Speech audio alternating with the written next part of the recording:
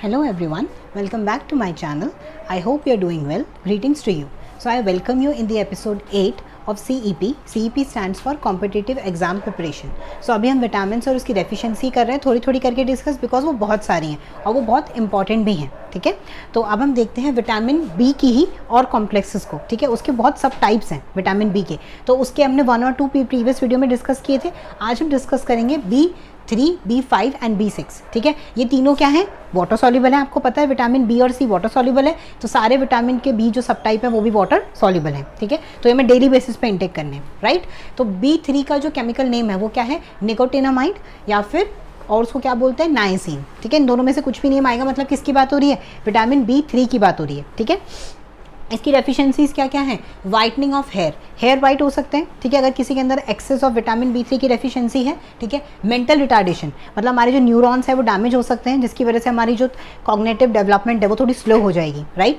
उसके बाद dermatitis word का मतलब हमेशा जब भी डर्मा वर्ड आ रहा है, डर्मा वर्ड हमेशा हम यूज़ करते हैं स्किन के लिए. आपने देखा होगा ना, डर्मेटोलॉजिस्ट के पास जा रहे हैं, मतलब स्किन डॉक्टर के पास जा रहे हैं. तो जब भी डर्मा वर्ड आ रहा है आपको उससे याद रखना है किसकी बात हो रही है? स्किन प्रॉब्लम की बात हो रही है. तो स्किन पे इन्फ्लेमेशन, रेडनेस वगैरह हो सकती है अगर विटामिन B3 की डेफिशिएंसी होगी. ठीक है, तो उसके बाद हम देखते हैं पिलाग्रा बहुत इंपॉर्टेंट है. इसमें जो हमारी स्किन है वो स्केली हो जाती है, ऐसे स्नेक की तरह स्केली सी स्किन हो जाती है. सन एक्सपोजर पे बहुत रेड हो जाती है. ठीक है, एपेटाइट कम हो जाती है, वीकनेस हो जाती है. ठीक है, तो स्केली स्किन जो है वो इसका मेन सिम्टम है. किसका? पिलाग्रा का. ठीक है, उसके बाद ये हो गया.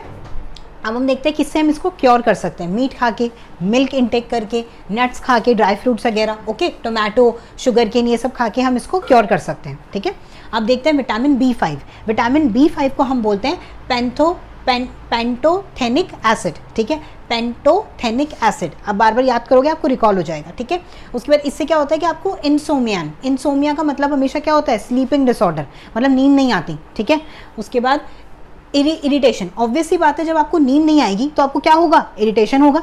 तो दोनों रिलेटेबल हैं. ठीक है, आप इरिटेट रहोगे हर टाइम, आपका मूड बहुत अप एंड डाउन होगा. ठीक है, तो इसकी वजह से आप सोना भी बहुत ज़रूरी है. तो कभी कभी होता है कि हम नहीं सो पा रहे बिकॉज ऑफ, कभी हो सकता है हमारे शरीर में विटामिन B5 की डेफिशिएंसी हो. ठीक है, उसके बाद ये हम क्या और कैसे कर सकते हैं? Meat, potato, tomato, nuts, leafy vegetables का इंटेक करके, ये सब चीज़ें. ठीक है, विटामिन B6 को हम केमिकल नेम से क्या बोलते हैं? पायरियोडॉक्सिन. ठीक है, पायरियोडॉक्सिन. ठीक है, पायरियोडॉक्सिन बोलते हैं. और डेफिशिएंसी से क्या होता है? अनीमिया का मतलब होता है कि हमारी बॉडी के अंदर RBC की कमी हो गई. RBC क्या करता है? ऑक्सीजन कैरी करता है. RBC की कमी हो गई मतलब क्या हो गया? ऑक्सीजन डेफिशिएंसी हो गई. तो क्या हो गया? हमारी बॉडी बहुत वाइट सी हो जाएगी ऑक्सीजन की डेफिशिएंसी की वजह से. ठीक है, ऑक्सीजन हमारी बॉडी में प्रॉपरली ब्रेन तक, पूरी बॉडी तक नहीं पहुंच रही, क्योंकि RBC की क्या हो गई है? कमी हो गई है, रेड ब्लड सेल्स की. ठीक है, स्किन डिसीज होगी इससे. ठीक है, ज़्यादा एक्सेस ऑफ एनीमिया हो जाता है तो डिप्रेशन भी हो जाता है. डिप्रेशन क्यों होगा? क्योंकि ब्रेन तक प्रॉपरली ऑक्सीजन नहीं जा रही, तो हमारा ब्रेन प्रॉपरली फंक्शन नहीं कर पा रहा, चीज़ों को एनालाइज नहीं कर पा रहा, सोच नहीं पा रहा. तो उससे फिर हमें क्या हो जाएगा? अगर बहुत सीवियर हो गया तो डिप्रेशन हो जाएगा.